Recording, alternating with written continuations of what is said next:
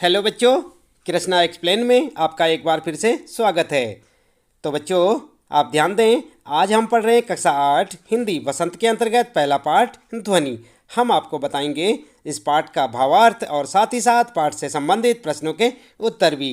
तो आप लगातार देखते रहें वीडियो और जुड़े रहें हमारे साथ। यदि अभी तक आपने चैनल को सब्सक्राइब नहीं किया तो चैनल को भी सब्सक्राइब अवश्य कर दें, बेल आइकन भी दबा दें बच्चों, ताकि आपको आने वाली प्रत्येक पाठ की वीडियो की नोटिफिकेशन मिलती रहे। और जानते रहें कक्षा 8 हिंदी वसंत के सारे पाठों का भावार्थ, सारांश और प्रश्नों के उत्तर हमारे साथ।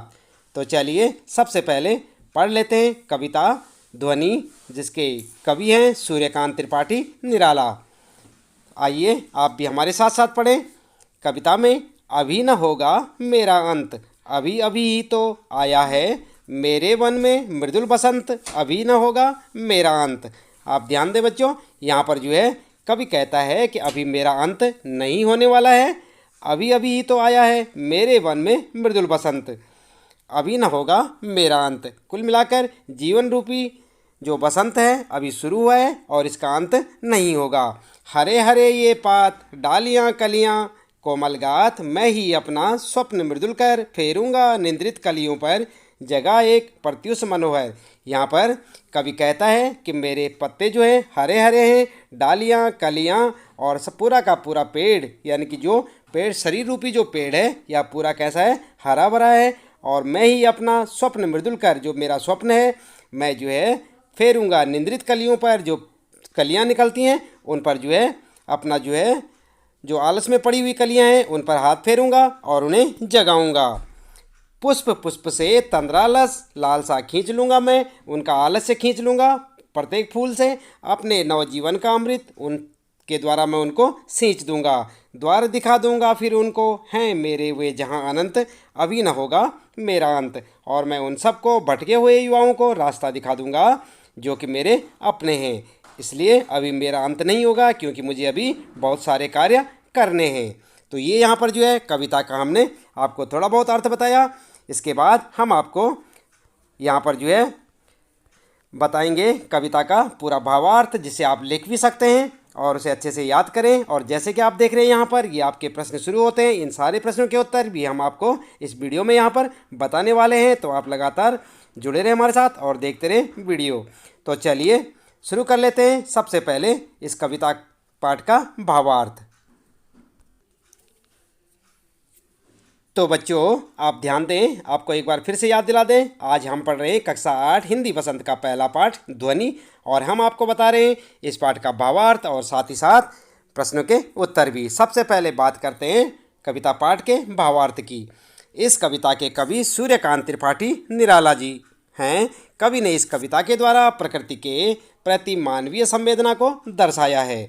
इस कविता में प्रकृति का मनोहारी चित्रण है, भाषा सरल और भावपूर्ण है, तत्सम और तद्भव शब्दों का भी इसमें प्रयोग हुआ है। इस तरह कविता में कवि का आशावादी दृष्टिकोण है, इसलिए वह जीवन की सुंदरता को पूरी तरह से जीना चाहता है, यह इसमें दिखाया गया है। आप समझ गए ना। इसके बाद यहाँ पर जो है कविता के बारे में कवि मानते हैं कि अभी उसका अंत नहीं होगा, अभी अभी उनके जीवन रूपी वन में वसंत रूपी यौवन आया है। कवि प्रकृति का वर्णन करते हुए कहते हैं कि चारों ओर वृक्ष हरे भरे हैं, पौधों पर कलियां खिली हैं जो अभी तक सो रही हैं। कवि कहते हैं वो सूर्य को लाकर इन अलसाई हुई कलियों को जगाएंगे और एक नया सुंदर सवेरा लेकर आएंगे। कवि प्रकृति के द्वारा निराश हताश लोगों के जीवन को खुशियों से भरना चाहते हैं। कवि बड़ी तत्परता से मानव जीवन को संवारने के लिए अपनी हर खुशी एवं सुख को दान करने के लिए तैयार हैं। वे चाहते हैं हर मनुष्य का जीवन सुखमय व्यतीत हो, इसलिए वे कहते हैं कि उनका अंत अभी नहीं होगा जब तक वो सबके जीवन में खुशियाँ नहीं ला दें। ठीक है, तो इस प्रकार कवि जो है सबके जीवन में खुशियाँ लाना चाहता है और कहता है कि मेरा अंत अभी नहीं होगा क्योंकि मेरे को अभी बहुत सारे कार्य करने हैं और युवाओं को जगाना है। ठीक है, तो ये था इस कविता का भावार्थ। आप इसे चाहे तो अपनी नोटबुक में नोट कर सकते हैं, इसे अच्छे से याद कर सकते हैं। इसके बाद बच्चों जान लेते हैं इस कविता पाठ से संबंधित प्रश्नों के उत्तर। अभ्यास प्रश्न उत्तर में पहला प्रश्न आपका, आप देख सकते हैं अपने पाठ के अंत में आपको मिल जाएंगे सारे प्रश्न। कवि को ऐसा विश्वास क्यों है कि उसका अंत अभी नहीं होगा? तो उत्तर में आप क्या लिखेंगे? उत्तर लिखेंगे कवि को ऐसा विश्वास इसलिए है क्योंकि अभी उसके मन में नया जोश व उमंग है, उसे कभी काफ़ी नवीन कार्य करने हैं, वह युवा पीढ़ी को आलस्य की दशा से उबारना चाहते हैं। इस प्रकार से आप अपने इस पहले प्रश्न का उत्तर लिख सकते हैं बच्चों, इसे याद भी करें। और दूसरा प्रश्न है, फूलों को अनंत तक विकसित करने के लिए कवि कौन कौन सा प्रयास करता है? तो क्या क्या प्रयास करता है आपने कविता में पढ़ा था। उत्तर लिखेंगे, फूलों को अनंत तक विकसित करने के लिए कवि उन्हें कलियों की स्थिति से निकालकर खिले फूल या खिले पुष्प बनाना चाहता है। कवि का मानना है कि उसके जीवन में बसंत आया हुआ है, इसलिए वह कलियों को हाथों से बसंती स्पर्श से खिला देगा। वह फूलों की आंखों से आलस्य हटाकर उन्हें चुस्त व जागरूक करना तथा अपने नवजीवन के अमृत से सींचना चाहता है। तो इस प्रकार से आप बच्चों दूसरे प्रश्न को देख सकते हैं और उसका उत्तर लिख सकते हैं यहाँ से। तीसरा प्रश्न आपका, पुष्पों की तंद्रा और आलस्य दूर हटाने के लिए क्या करना चाहता है? कौन? कवि। उत्तर लिखेंगे, कवि पुष्पों की तंद्रा और आलस्य दूर हटाने के लिए उन पर अपना कोमल हाथ फेरकर उन्हें जगाना चाहता है। वह उन्हें चुस्त, प्राणवान, आभावान व पुष्पित करना चाहता है ताकि वे बसंत के सौंदर्य को और भी मनोहारी बना दें। कवि नींद में पड़े युवकों को प्रेरित करके उनमें नए उत्कर्ष के स्वप्न जगा देना चाहता है, उनका आलस्य दूर करना चाहता है और वह उनमें नए आलस्य उत्साह का संचार करना चाहता है, यानी उनमें उत्साह और जोश भर देगा। तो इस प्रकार आप लिख सकते हैं। ये तीसरा प्रश्न है, उसका उत्तर आप लिखें। चौथा प्रश्न है यहाँ पर बच्चों, बसंत को ऋतुराज क्यों कहा जाता है? आपस में चर्चा कीजिए। समझ गए ना आप, बसंत को ऋतुराज क्यों कहा जाता है, यानी ऋतुओं का राजा। तो यहाँ पर बच्चों आप क्या लिखेंगे उत्तर में? उत्तर लिखेंगे, बसंत को ऋतुराज कहा जाता है क्योंकि यह सभी ऋतुओं का राजा है। इस ऋतु में प्रकृति पूरे यौवन पर होती है। इस ऋतु के आने पर सर्दी कम हो जाती है, मौसम सुहावना हो जाता है। इस समय पंचतत्व अपना प्रकोप छोड़कर सुहावने रूप में प्रकट होते हैं। पंचतत्व कौन कौन होते हैं? जल, वायु, धरती, आकाश और अग्नि सभी अपना मोहक रूप दिखाते हैं। पेड़ों में नए पत्ते आने लगते हैं, आम बोरों से लद जाते हैं और खेत सरसों के फूलों से भरे पीले दिखाई देते हैं। सरसों के फूल ऋतुराज के आगमन की घोषणा करते हैं। खेतों में फूली हुई सरसों पवन के झोंकों से हिलती ऐसी दिखाई देती है मानो सामने सोने का सागर लहरा रहा हो। कोयल पंचम स्वर में गाती है और सभी को कुहू कुहू की आवाज़ से मंत्रमुग्ध कर देती है। इस ऋतु में उसकी छटा देखते ही बनती है। इस ऋतु में कई प्रमुख त्यौहार मनाए जाते हैं जैसे बसंत पंचमी, महाशिवरात्रि, होली आदि, है ना। तो इस प्रकार से आप यहाँ पर से इसका उत्तर लिख सकते हैं बच्चों। ये चौथा प्रश्न है। और उसके बाद जो है किसी एक त्यौहार के बारे में बात करते हैं। तो यहाँ पर जो है अगला प्रश्न है, बसंत ऋतु में आने वाले त्योहारों के विषय में जानकारी एकत्र कीजिए और किसी एक त्यौहार पर निबंध लिखिए। तो आप किसी एक त्यौहार पर निबंध लिख सकते हैं जो बसंत ऋतु में आते हैं। उत्तर में आप लिख सकते हैं, बसंत ऋतु का समय फाल्गुन, चैत और बैसाख माह के आरंभिक दिनों अर्थात मार्च अप्रैल का होता है। इसकी अवधि लगभग 2 महीने की होती है। बसंत ऋतु में कई त्यौहार मनाए जाते हैं जैसे बसंत पंचमी, महाशिवरात्रि और होली। ठीक है, तो इस प्रकार से आप अपने इस 5वें प्रश्न का उत्तर लिख सकते हैं। और बात करते हैं एक त्यौहार के बारे में। तो मान लो हम जो है होली के बारे में लिख सकते हैं। होली के बारे में जानकारी आप यहाँ से देख के लिखें। हमारा देश भारत विश्व का अकेला एवं ऐसा अनूठा देश है जहाँ पूरे साल कोई न कोई त्यौहार मनाया जाता है। रंगों का त्यौहार होली हिंदुओं का प्रमुख त्यौहार है जो फाल्गुन मास की पूर्णिमा को मनाया जाता है। कब मनाया जाता है? फाल्गुन मास की पूर्णिमा को। याद रखेंगे ना आप। यह त्यौहार रंग एवं उमंग का अनुपम त्यौहार है। जब बसंत अपने पूरे यौवन पर होता है, सर्दी को विदा देने और ग्रीष्म का स्वागत करने के लिए इसे मनाया जाता है। संस्कृत साहित्य में इस त्यौहार को मदनोत्सव क्या कहा जाता है? मदनोत्सव के नाम से पुकारा जाता है। होली के संबंध में एक पौराणिक कथा प्रचलित है कि भगवान विष्णु के परम भक्त प्रहलाद को अग्नि में जलाने के प्रयास में उसकी बुआ होलिका, क्या नाम था उसकी बुआ का? होलिका। भक्त कौन था? प्रहलाद। किसका? विष्णु भगवान का। अग्नि में जलकर स्वाहा हो गई थी। इसी घटना को याद कर प्रतिवर्ष होलिका दहन किया जाता है। दूसरे दिन फाग खेला जाता है। इस दिन छोटे बड़े, अमीर गरीब आदि का भेदभाव मिट जाता है। सब एक दूसरे पर रंग फेंकते हैं, गुलाल लगाते हैं और गले मिलते हैं। चारों ओर आनंद, मस्ती और उल्लास का समा बन जाता है। ढोलों पर थिरकते, मंजीरों की ताल पर झूमते, नाचते गाते लोग आपसी भेदभाव भुलाकर अपने शत्रु को भी गले लगा लेते हैं।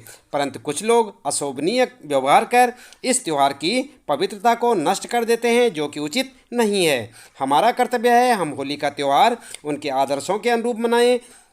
आपसी वैमनस्य, वैर भाव, घृणा आदि को जलाकर एक दूसरे पर गुलाल लगाकर आपस में प्रेम, एकता और सद्भाव बढ़ाने का प्रयास करें। होली के अवसर पर आओ एक दूसरे पर गुलाल लगाएं, अपने सब भेदभाव भुलाकर प्रेम और सद्भाव बढ़ाएं। ठीक है, तो इस प्रकार से आप लिख सकते हैं। होली के बारे में एक निबंध लिखेंगे, आप कुछ लाइनें लिख सकते हैं, यहाँ से देख के लिखें और इसे अच्छे से याद भी करें। क्यों मनाई जाती है, कब मनाई जाती है, ये सब आपको यहाँ पर जानकारी मिल जाएगी। इसके बाद बच्चों अगला प्रश्न आएगा यहाँ पर भाषा की बात का, और यहाँ पर जो है ये छठा प्रश्न है। हरे हरे पुष्प पुष्प में एक शब्द की एक ही अर्थ में पुनरावृत्ति हुई है। कविता में या कविता के हरे हरे ये पात वाक्यांश में हरे हरे शब्द युग्म पत्तों के लिए विशेषण के रूप में प्रयुक्त हुए हैं। यहाँ पात शब्द बहुवचन में प्रयुक्त है।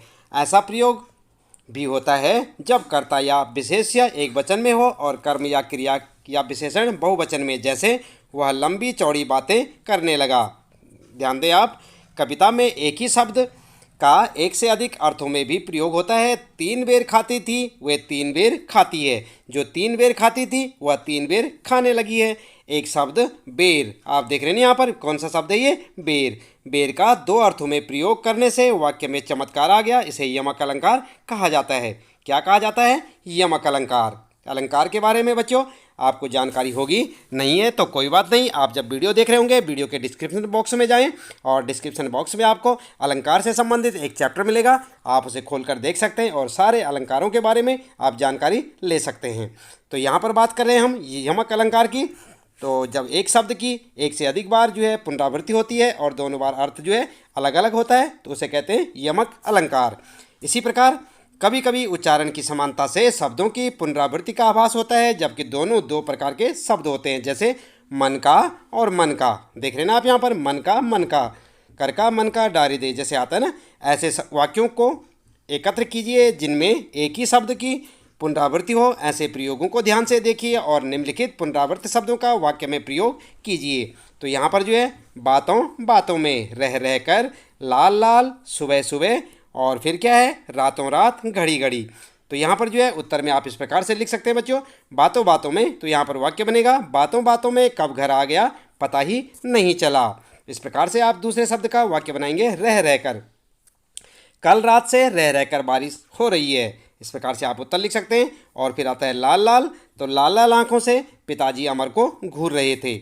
इसी प्रकार सुबह सुबह में क्या बनाएंगे आप वाक्य, दादी जी सुबह सुबह ही पूजा करने मंदिर निकल जाती है। इसी प्रकार रातों रात में बनाएंगे ईश्वर की कृपा से रामन रातों रात अमीर हो गया। और इसी प्रकार से घड़ी घड़ी में बनाएंगे एक वाक्य आप, घड़ी घड़ी शिक्षक उसे पढ़ाई में ध्यान लगाने के लिए टोकते रहते हैं। तो बच्चों इसके साथ ही यहाँ पर इस पाठ से संबंधित प्रश्नों के उत्तर समाप्त होते हैं। उम्मीद है कि आपको अच्छे से समझ आए होंगे। इसी प्रकार लगातार कक्षा 8 हिंदी वसंत के सभी पाठों को पढ़ने के लिए आप चैनल को सब्सक्राइब अवश्य कर दें, बेल आइकन भी दबा दें, ताकि आपको आने वाले प्रत्येक पाठ की वीडियो की नोटिफिकेशन मिलती रहे। और लगातार जानते रहे अपने सभी पाठों के प्रश्न उत्तर हमारे साथ। तो मिलते हैं फिर अगली वीडियो में, आप थोड़ा करें इंतज़ार और इन प्रश्नों के उत्तरों को आप जो अच्छे से याद करें, लिखें अपनी नोटबुक में। मिलते हैं फिर अगली वीडियो में।